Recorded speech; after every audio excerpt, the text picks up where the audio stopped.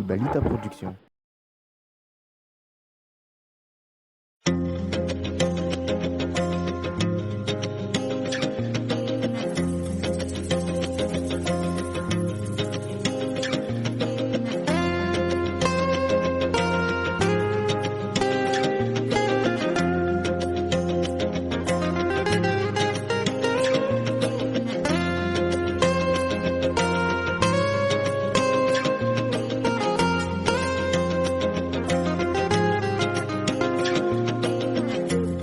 Sakapeti tandane wachatareo chini fanguntane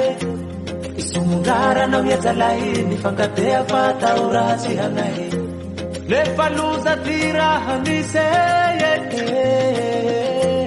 Kayaro kai sambe na pela sinifandi hati Benigara mavaratsange katsini fangai Ni fampila na ufatangi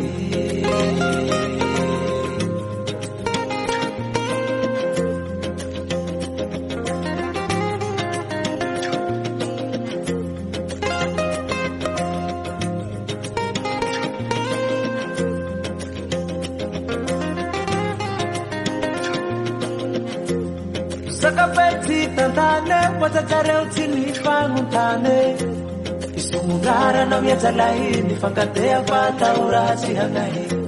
Lefaluza tira hanise Kayaro kai sambe na pela sinifandi hati